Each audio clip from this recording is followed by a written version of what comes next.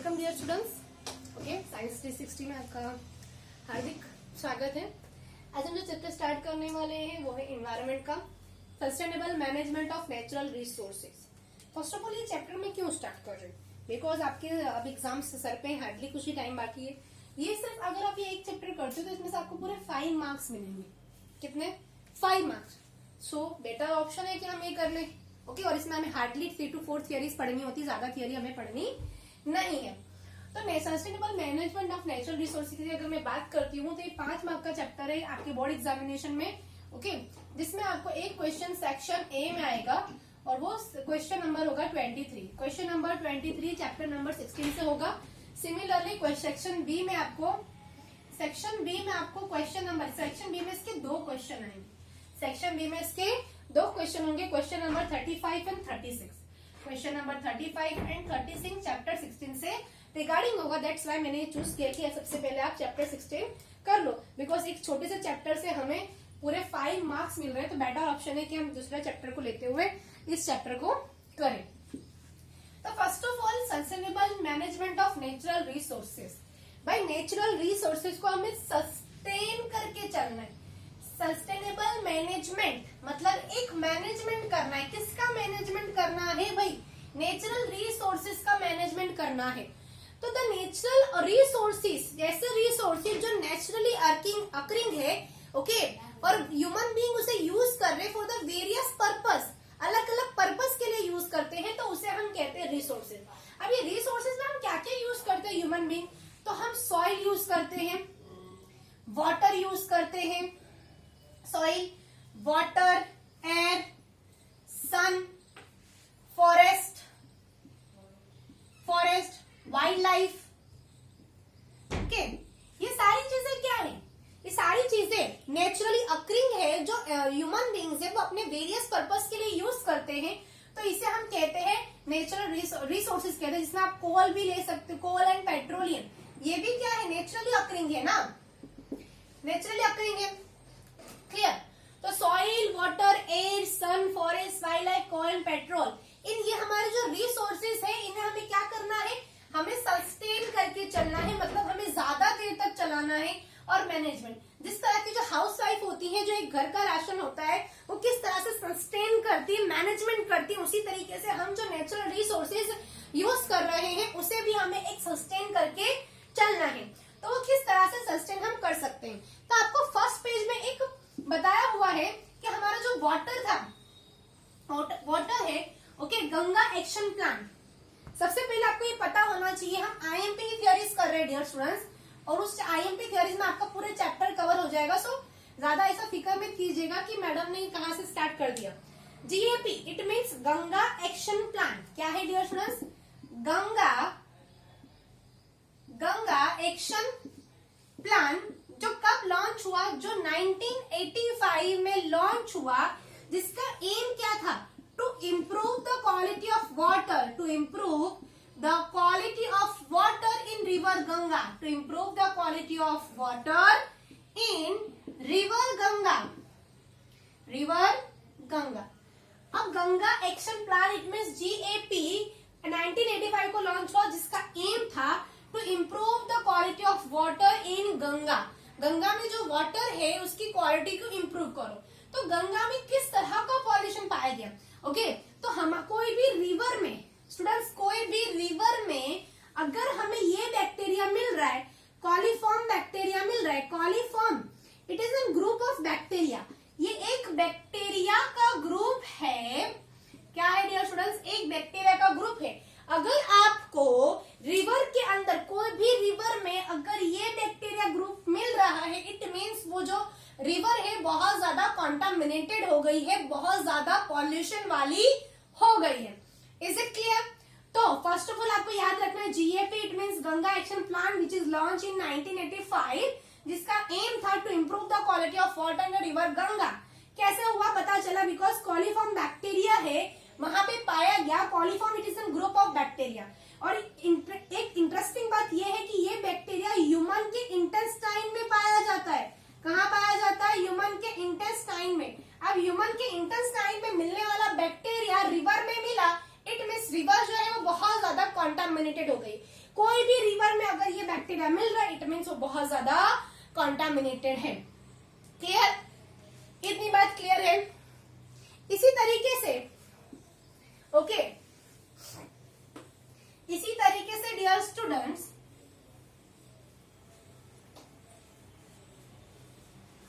आपको Kyoto protocol के बारे में थोड़ा सा मैं बताती हूँ। चलो, क्योटो प्रोटोकॉल, कि अभी क्योटो प्रोटोकॉल क्या है।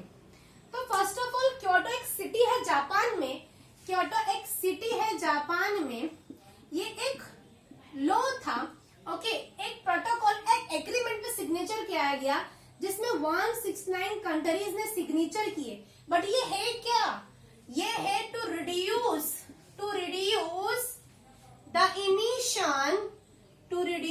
the emission of carbon dioxide at least 5%। Okay, मतलब कि जितनी भी कंट्रीज ने इस एग्रीमेंट पे सिग्नेचर किए उन्हें उनका जो CO2 का इमिशन है उसका लेवल कम करना पड़ेगा। कितने प्रतिशत कम करना पड़ेगा? 5% कम करना पड़ेगा। तो वो इसी प्रोटोकॉल को कहते हैं Kyoto protocol.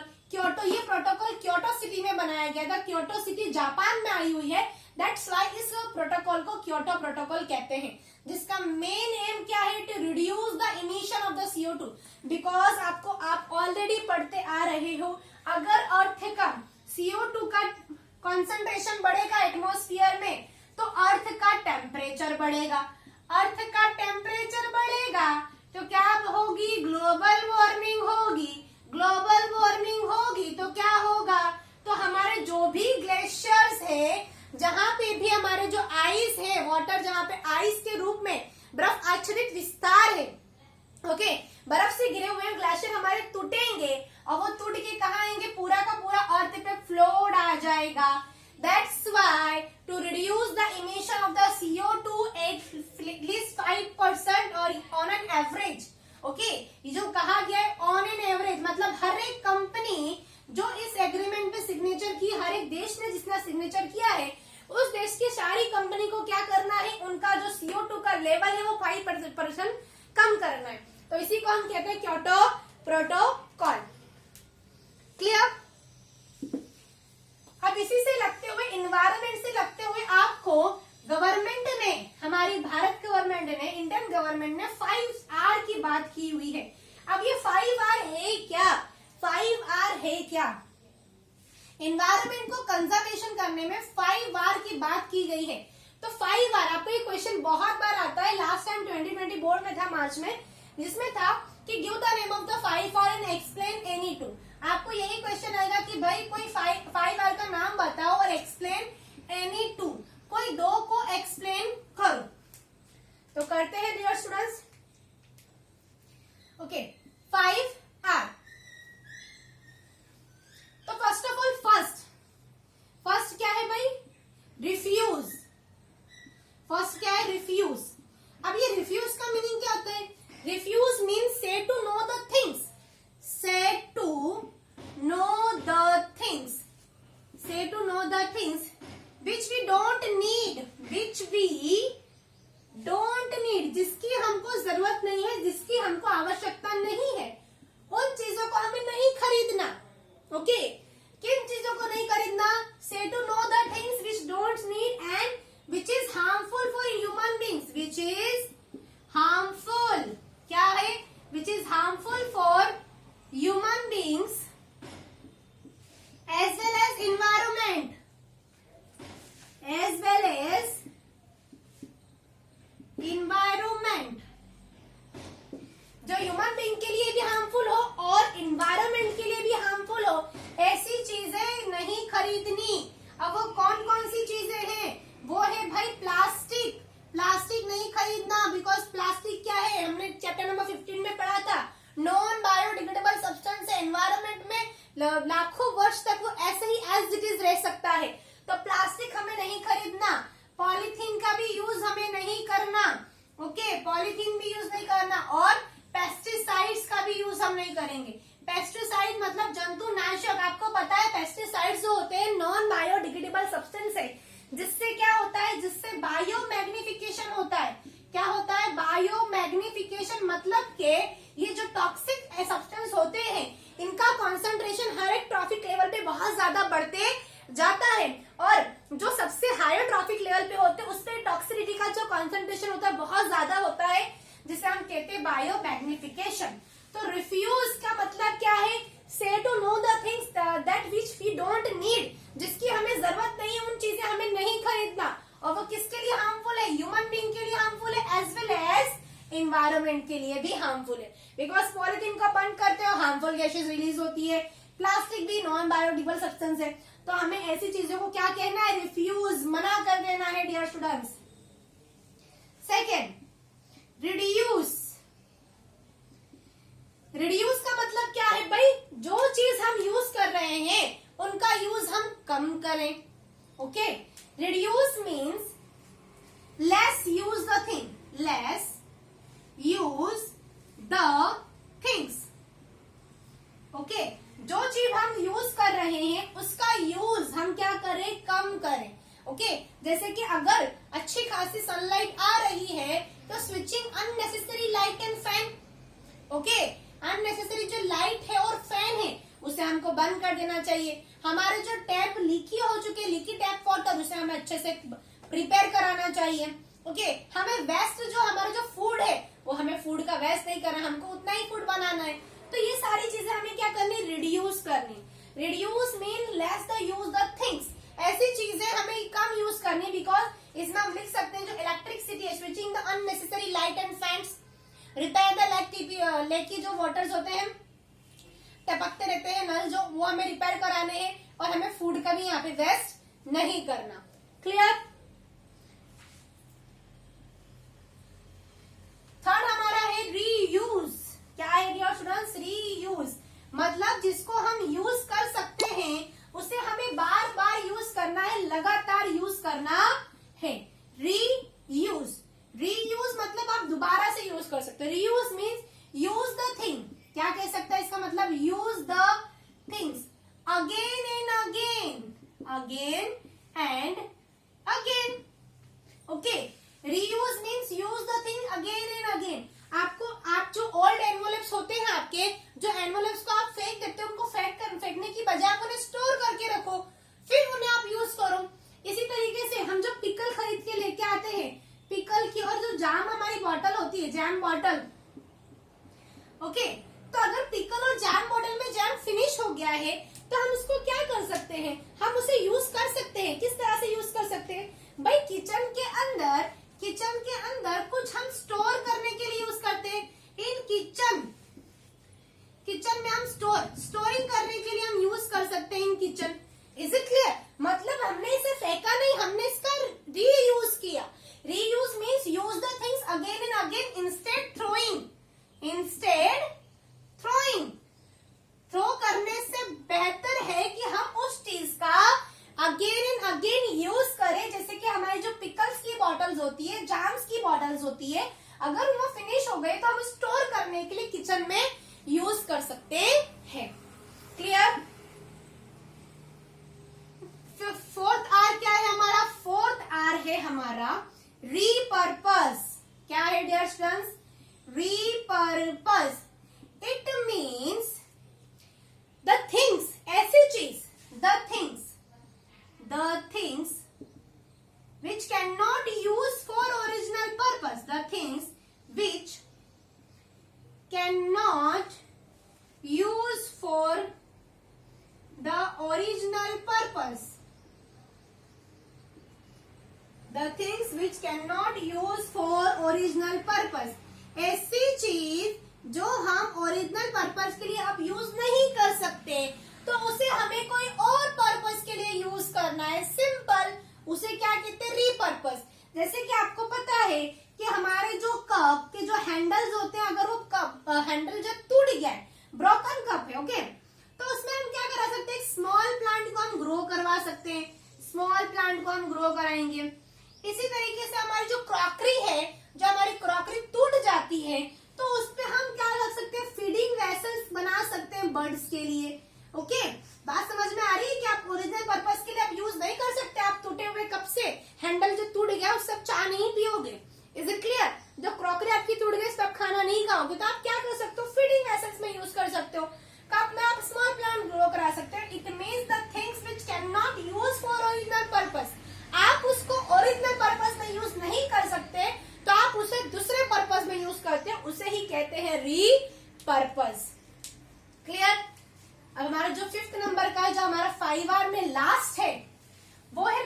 Recycling, recycling I think हमने chapter number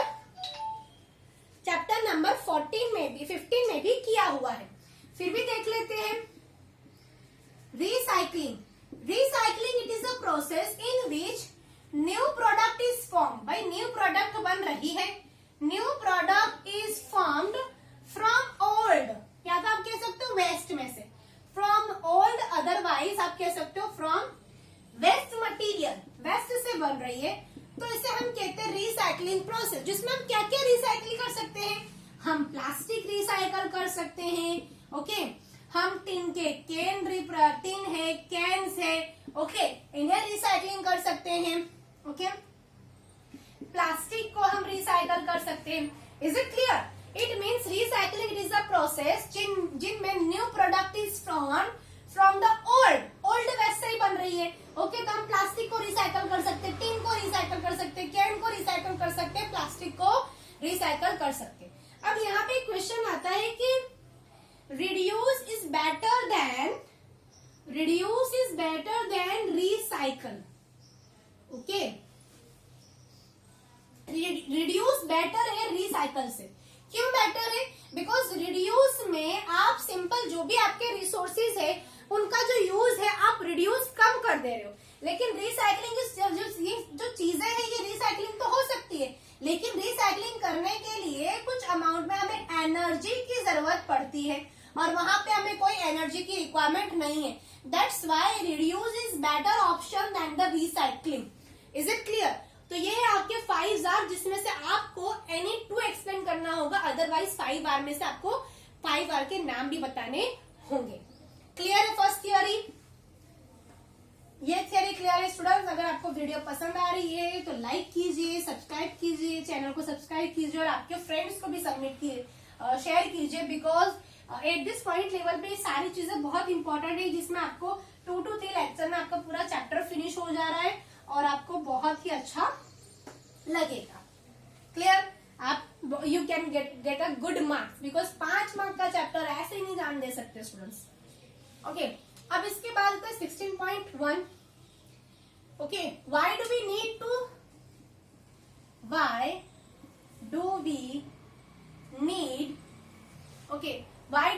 two manage our resources? भाई हमें हमारे रिसोर्सेज को क्यों मैनेज करना है? Why do we need to manage our resources? First question तो यही आता है, वाई डू वी नीड, क्यों जरूरत है हमें?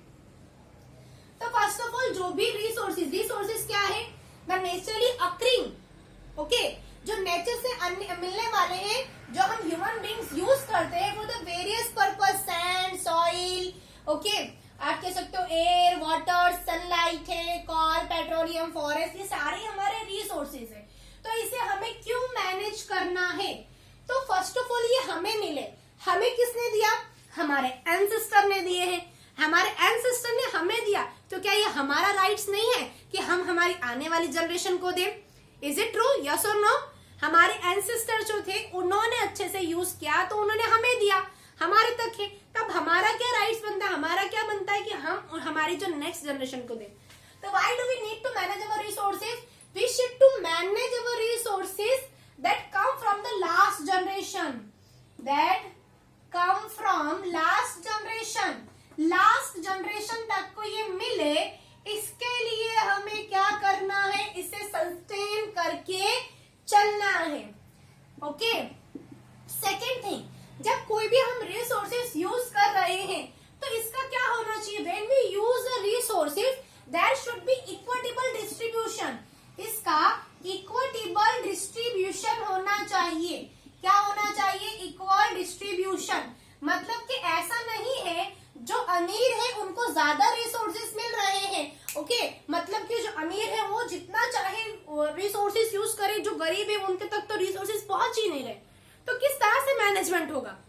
तो एज अ ह्यूमन बीइंग सबको एक राइट्स होता है, ओके, बिकॉज ये रिसोर्सेज नेचर ने दिए हैं, जितना अमीर का आप राइट्स कर सकते हो, अधिकार है, उतना ही गरीब का भी है। That's why there should be managed our resources for the equitable distribution, मतलब हर एक को मिले, ऐसा नहीं किसी को ज्यादा मिल रहा है किसी को कम, तो there should be equitable distribution and third point हम ये कहेंगे कि when we use any of the resources, जब हम कोई भी एक रिसोर्सेज यूज कर रहे हैं, नो डैमेज, हमें उसे डैमेज नहीं करना, no damage to our resources, हमें हमारे रिसोर्सेज को डैमेज नहीं करना। व्हेन वी यूज, जब हम यूज कर रहे हैं तो उसे हमें डैमेज नहीं करना, उसे हमें पॉल्यूटेड नहीं करना। क्या नहीं करना? पॉल्यूटेड नहीं करना। जैसे मान लीजिए हम वाटर है, वाटर जो है रिसोर्सेज है हमारा, अगर हमें मिल रहा है तो ऐसा नहीं कि हमें मिल रहा है तो हम बस है ना नल चालू रखें और कपड़े धोते जाएं, नहीं, ऐसा नहीं। तो इससे क्या होगा? वाटर का वेस्ट होगा। ओके, तो do not the waste of the resources when we use, जब हम यूज करें तो उसको हमें वेस्ट नहीं पहुंचाना। Is it clear? ये कुछ 3 पॉइंट है, और ये 3 पॉइंट आप लिखोगे तो यू गेट फुल मार्क्स, आपको पूरे 2 मार्क्स मिल जाएंगे। एक बार फिर से देख लेते हैं, why do we manage our resources? तो first of all we have to manage our resources that come from the last generation, because हमको ये हमारे एंसेस्टर ने दिए हैं, तो हमारा भी ये अधिकार है कि हम हमारी नेक्स्ट जनरेशन तक को दें। Second, there should be equitable distribution of the all the resources, जितने भी रिसोर्सेज है इसका इक्विटेबल डिस्ट्रीब्यूशन होना चाहिए, हर एक को मिलना चाहिए, ऐसा नहीं जो अमीर है उन्हें ज्यादा मिले, जो गरीब है उन्हें कम मिले। And third, when we use the resources there should be no damage our resources, जो भी हम रिसोर्सेज यूज करें उसे डैमेज नहीं करना, उसे पॉल्यूटेड नहीं करना, उसका वेस्ट नहीं करना। इतनी बात क्लियर है? अगर ये करेंगे, मैनेज करेंगे, तो हम हमारे लास्ट जनरेशन को हमारे सारे रिसोर्सेज देंगे। Is it clear? ओके।